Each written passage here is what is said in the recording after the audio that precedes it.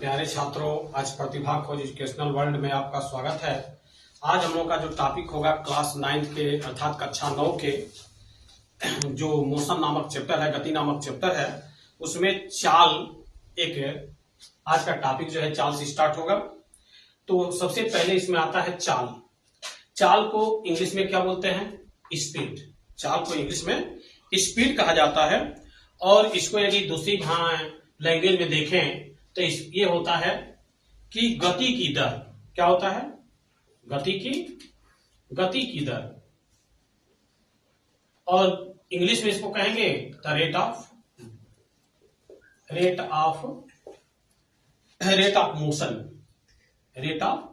Motion. इसको ऐसे हम लोग डिनोट करते हैं कि गति की दर क्या होती है, स्पीड क्या होता है, उसके विषय में ध्यान से सुने। जो स्पीड की जो परिभाषा होती है, किसी गतिशील वस्तु द्वारा एकांक समय में चली गई दूरी उस वस्तु की चाल कहलाती है। क्या है? किसी गतिशील वस्तु जो मूविंग बॉडी है, उसके द्वारा यूनिट टाइम में जितना हम डिस्टेंस कवर करते हैं उसको जो है हम स्पीड कहते हैं। तो चाल का फार्मूला क्या होता है? चाल का फार्मूला होता है चली गई दूरी। क्या होता है? चली गई दूरी बटे में पूरा जो समय अंतराल है, लगा कुल समय, कितना समय लगा है। तो सबसे पहले यह है कि जो स्पीड होता है इसको जो है हम क्या नाम है, भी से भी डिनोट करते हैं।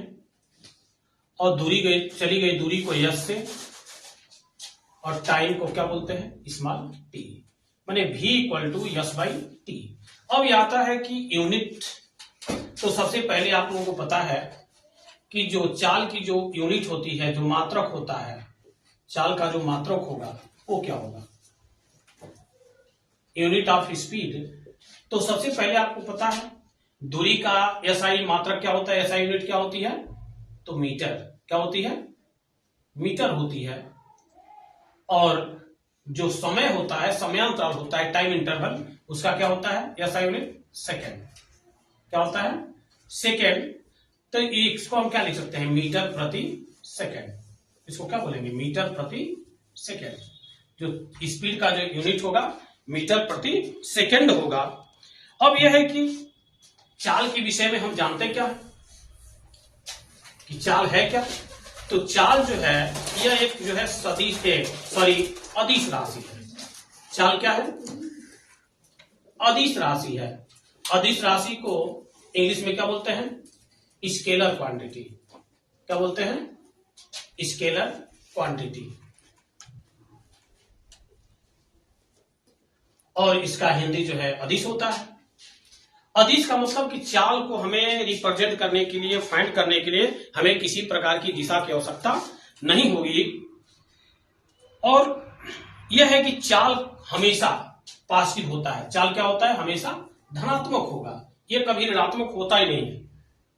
चाल कभी हमेशा क्या होगा? चाल जो है हमेशा धनात्मक होगा, जिसको हम पॉजिटिव बोलते हैं। चाल हमेशा धनात्मक होगा, जिसको हम क्या बोलेंगे? पॉजिटिव। ये जो है निगेटिव और जीरो कभी नहीं होता। क्या है? कभी होता ही नहीं है। ध्यान रखिएगा कि चाल जीरो और निगेटिव कभी नहीं हो सकता, क्योंकि चाल जीरो का मतलब होता है, इसका मतलब वो मूव नहीं की, और जब मूव नहीं की तो स्पीड, चाल हो ही नहीं सकता, स्पीड हो ही नहीं सकता। अब ये हम चलते हैं कि चाल कितने प्रकार की होती है। तो हम चलते हैं कि चाल कितने प्रकार की होती है। तो चाल मुख्य रूप से 4 प्रकार की होती है। ध्यान से देख लेंगे, ध्यान से देखिए। एक होता है एक समान चाल, इसको क्या बोलते हैं? स्थिर चाल, जिसको बोलते हैं कांस्टेंट स्पीड। इंग्लिश में क्या बोलते हैं? Constant speed. तो सबसे पहले हम कांस्टेंट स्पीड की बात करते हैं। तो कह रहा है कि जब कोई गतिमान वस्तु समान समय में समान समयावधि में समान दूरियां तय करती है, तो उसे बोलते हैं, उस वस्तु में बोलते हैं कि इसमें जो है एक समान चाल से गति कर रही है। जैसे आपका जो है एक, मान लेते हैं कि कोई कार है, 1 घंटा में 4 किलोमीटर गई, तो इसकी स्पीड कितना हो जाएगी? 4/1 अर्थात 4 किलोमीटर प्रति घंटा। यदि 2 घंटे में 8 किलोमीटर गई, तो हम क्या बोलेंगे? यहां भी उसकी स्पीड क्या होगी? यहां उसकी स्पीड जो है, जो चाल है, 8/2 क्या हो जाएगा? 4 किलोमीटर प्रति घंटा। तो इसको हम क्या बोलेंगे? इसको कांस्टेंट स्पीड बोलेंगे। कहीं से भी यदि चाल निकालते हैं तो वो चाल हमेशा इक्वल ही आएगा, चाहे हम 1 घंटा में निकाले चाहे 10 घंटा में निकालें। समान समय में समान दूरी तय करती है, तो वैसे चाल को हम जो है एक समान चाल बोलते हैं, कांस्टेंट स्पीड बोलते हैं। एक होता है असमान चाल। असमान चाल माने नॉन यूनिफॉर्म स्पीड, इसको इंग्लिश में क्या बोलते हैं? Non uniform. जैसे 1 आवर में 4 किलोमीटर चले, तो इसकी स्पीड क्या हो गई? इसकी स्पीड जो है 4/1 4 किलोमीटर प्रति घंटा। यदि 2 घंटे में जो इसकी पूरा डिस्टेंस है, यदि 6 किलोमीटर हो जाए, 6 किलोमीटर हो जाए, तो इसकी स्पीड क्या होगी? जो चाल है 6/2 अर्थात 3 किलोमीटर प्रति घंटा। यदि 3 घंटे में कितना? 15 किलोमीटर की दूरी कवर करती है, तब यहां क्या हो जाएगा? जो स्पीड होगी 15/3 माने 5 किलोमीटर प्रति घंटा। आप देख रहे हैं कि यहां स्पीड समय के साथ बदल रहा है, तो इसको क्या बोलेंगे? नॉन यूनिफॉर्म स्पीड और समान चाल। दूसरा होता है औसत चाल। औसत चाल के लिए चली गई कुल दूरियों का योग, दूरियों का योग। तो जितनी दूरी चली गई है, चली गई दूरियों का योग, दूरियों का योग, और बटा में लगा कुल समय, लगा कुल समय। यह फार्मूला औसत चाल का होता है। क्या है? जैसे मान लिया कि कुछ एग्जांपल के रूप में लेते हैं, जो औसत चाल है, उस औसत चाल को ध्यान से समझें कि औसत चाल कैसे निकालेंगे। जैसे औसत चाल के लिए हमें, जैसे मान लिया कि घर से जो होम है, और यहां पर क्या है? स्कूल है, तो घर से विद्यालय की दूरी आपकी 5 किलोमीटर है। कितना है? 5 किलोमीटर। और जाने में लगा समय, घर से क्या कर रहे हैं? विद्यालय जा रहे हैं, जाने में लगा समय जो है 1 घंटा हुआ, और लौटने में जो समय लग रहा है, हम यहां पे कर रहे हैं 2 घंटे लगा। कितना लगा? 2 घंटे। तो कुल दूरी कितनी होगी? तो कुल दूरी जो है आपकी 5 किलोमीटर जाने में और 5 किलोमीटर लौटने में, पूरा दूरी कितना हो जाएगा? 10 किलोमीटर। कुल समय कितना होगा? कुल समय जो है आपका 1 घंटा जाने में और 2 घंटा लौटने में कितना हो जाएगा? 3 किलोमीटर। अब औसत चाल क्या होगी? Average speed. औसत चाल क्या होगी? तो कुल दूरी कितना है? 10। कुल समय कितना है? 3। तो कितना होगा? 3.33 किलोमीटर प्रति घंटा। ऐसे हम एवरेज स्पीड फाइंड करते हैं, औसत चाल फाइंड करते हैं। अब हम चलते हैं तात्क्षणिक। तात्क्षणिक स्पीड क्या होता है? तात्क्षणिक स्पीड को जो है इनकंटीन्यूअस स्पीड बोलते हैं। इनकंटिन्यूअस स्पीड का मतलब लास्ट के किसी एक क्षण, एक सेकंड, लास्ट का जो एक सेकंड है उसमें उसका स्पीड क्या है। जो तात्क्षणिक इंस्टेंटेनियस जो स्पीड होता है किसी निश्चित क्षण पर विशेष समय पर गतिमान वस्तु की जो चाल होती है उसे जो है तात्क्षणिक चाल बोलते हैं। ये क्या है, किसी क्षण पर अत्यंत सूक्ष्म समय अंतराल में वस्तु द्वारा चली गई दूरी बहुत अल्प हो, बहुत कम हो, तात्क्षणिक हो। तात्क्षणिक का मतलब बहुत छोटा, जिसकी हम गणना न कर सकें, उसको हम बोलते हैं तात्क्षणिक। इसको जो है भी आती उसे जो भी डिनोट करें, तो जो तात्क्षणिक जो स्पीड होगा इसका जो दूरी होता है डेल्टा यस बटा में delta T, delta yes upon delta T. Delta yes क्या है, बहुत अल्प दूरी, और डेल्टा टी क्या है, बहुत कम समय, जिसकी गणना हम न कर सके। जैसे हमारे गाड़ी में या मोटरसाइकिल में देखते होंगे स्पीडोमीटर लगा होता है या ये ऑडोमीटर लगा होता है, वो हमें क्या बताता है, वो हमें तात्क्षणिक स्पीड बताता है। इसको, इस बात को नोट कीजिएगा कि जो हमारे बस, स्कूटर, चाहे जो भी व्हीकल है, उसमें स्पीड को नापने के लिए स्पीडोमीटर या ऑडोमीटर का यूज करते हैं, जो मेरा तात्क्षणिक स्पीड को रिप्रेजेंट करता है, बताता है। अब हम चलते हैं अगले टॉपिक पे, जिसको वेलोसिटी बोलेंगे। अब हम चलते हैं जो अगली टॉपिक है, चाल के बाद दूसरा है वेग, जिसको बोलते हैं वेलोसिटी। क्या बोलते हैं, वेलोसिटी। वेलोसिटी और चाल में अंतर क्या है, जिसमें उसमें दूरी था, इसमें डिस्प्लेसमेंट होगा, विस्थापन होगा, बस इतना ही अंतर है।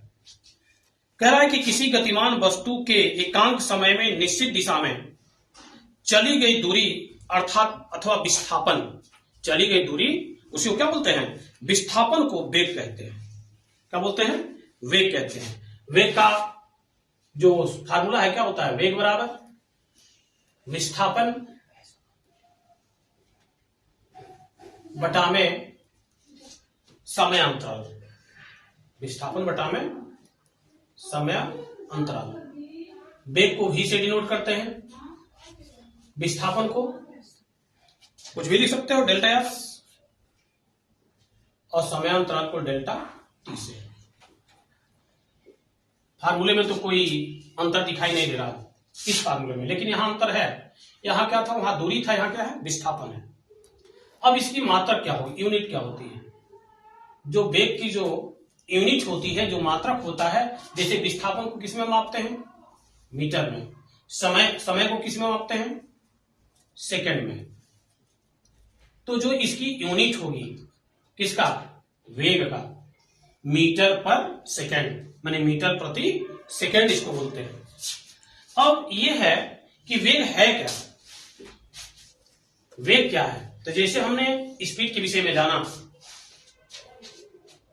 यहां वेग जो है सदिश राशि है।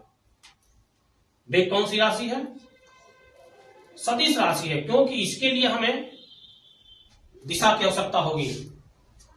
इसके बाद इसको अंग्रेजी में क्या बोलते हैं, वेक्टर क्वांटिटी, वेक्टर क्वांटिटी कहते हैं। सदिश राशि को वेक्टर क्वांटिटी कहते हैं। यदि किसी वस्तु का वेग परिवर्तित कर दिया जाए या तो वस्तु की चाल, गति की दिशा दोनों बदल जाती है। वस्तु की चाल और उसकी दिशा दोनों क्या होगी, बदल जाएगी। अब हमें स्पीड और चाल में थोड़ा सा यहां कंफर्म करने की बात है। ध्यान से देखें, हमारे पास एक सर्कुलर पाथ है, ध्यान दीजिएगा। इसका जो डायमीटर है, क्या चीज, जो डायमीटर है 14 मीटर मान लेते हैं कुछ देर के लिए। आप जो है यहां से चलना शुरू किया और बी पॉइंट पर पहुंच गया इस रास्ते से, और आपका समय जो है हमने मान लिया कि 2 सेकंड लगा। कितना लगा, 2 सेकंड क्या इसको हम 10 सेकंड कर लेते हैं। हमने माना कि कुल समय कितना लगा, 10 सेकंड। अब यहां चाल और वेग में हमें अंतर समझना है, क्या होगा। तो पहले चाल कितनी होगी, चाल को देखना होगा। तो चाल का फार्मूला क्या होता है, चली गई दूरी, चली गई दूरी, ऐसे जा रहा है, ध्यान दीजिएगा, चली गई दूरी। तो यहां चली गई दूरी और बटे में लगा समय। दूरी क्या है, तो हम देख रहे हैं कि क्या है, अर्धवृत्त है। जब अर्धवृत्त है तो वहां जो है माने अर्ध परिमाप जो ना कि अर्ध परिधि या सेमी सरकमफ्रेंस। सेमी सरकमफ्रेंस का फार्मूला 1/2 पाई गुणते व्यास, पाई गुणते व्यास अपान समय। ध्यान दीजिएगा। अब जो है 1/2 पाई का मान सभी लोग जानते हैं 22/7 और व्यास कितना है, 14 है। और समय कितना लगा है जी, समय जो है 10 सेकंड लगा है। तो 7 गुना के 14, 7 गुना के 14। तो अब 2 से इसको कटा दो तो कितना हो जाएगा, 22 हो जाएगा। दूरी कितनी हो जाएगी, 22 मीटर। और समय कितना लगा है, 10 सेकंड। तो कितना हो जाएगा, 2.2 मीटर प्रति सेकंड। ये क्या होगी, चाल होगी। ये क्या होगी, चाल होगी। माने इस तरह से जब दूरी तय करेगी माने वृत्ताकार पथ पर, तो हमें पूरा 22 मीटर चलना होगा। जब 22 मीटर चलेंगे तो हमारा क्या हो जाएगा, दूरी जो है 22 मीटर और समय जो है 10 सेकंड, भाग देंगे 2.2 मीटर पर सेकंड, हमारी क्या आएगी, चाल आएगा। लेकिन यदि हम विस्थापन की, यहां वेग की बात करें, वेग की बात करें, तो वेग का फार्मूला क्या होता है, वेग का फार्मूला होता है विस्थापन। क्या होता है, विस्थापन बटा में समयांतराल। फार्मूला पर ध्यान दीजिएगा, समयांतराल। विस्थापन क्या है कि प्रारंभिक स्थिति और अंतिम स्थिति के बीच की दूरी कितना है। तब ये दूरी नहीं, डायरेक्ट यहां से सीधा, अभी बताए हैं कि विस्थापन क्या है, सदिश राशि है, टेढ़ मेढ़ नहीं होना है, सीधा जाना है। तो कितना हो जाएगा, विस्थापन आपका 14 हो जाएगा। और समय कितना है, 10, कितना हो जाएगा, 1.4 मीटर प्रति सेकंड। हम पहुंचे वहीं जहां मुझे जाना था, लेकिन स्पीड और वेग और चाल में क्या हो गया, अंतर हो गया। दूसरा एक एग्जांपल लेते हैं समझने के लिए।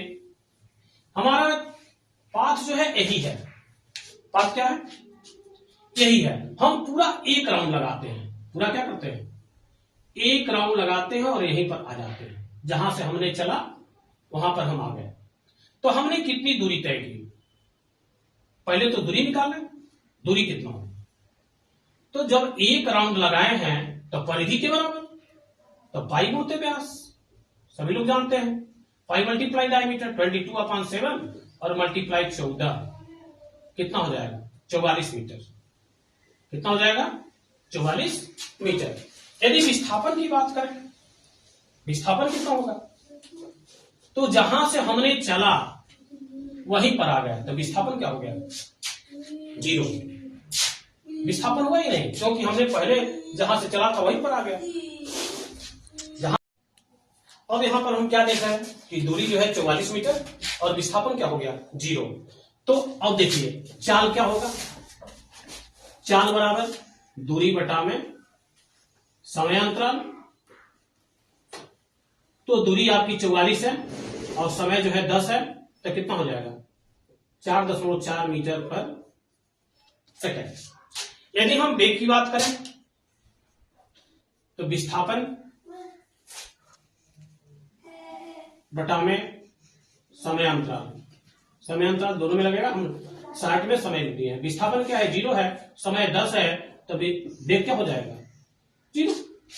अब ये ध्यान देना है, कहीं जो भी चीज चाहे किसी भी यूनिट में यदि 0 आता है तो हम मात्रक भूल करके भी मत लिखिएगा, यूनिट कभी नहीं लिखी जाएगी, ऐसा ना, क्योंकि 0 मीटर पर सेकंड नहीं होता है। जब नंबर रहेगा तभी हम लिख सकते हैं। तो ये रहा हमारा क्या चीज, वेलोसिटी और चाल के बारे में आज आप लोगों ने पढ़ा। अगले वीडियो में आप लोग जो है त्वरण के बारे में पढ़ेंगे। तब तक के लिए धन्यवाद।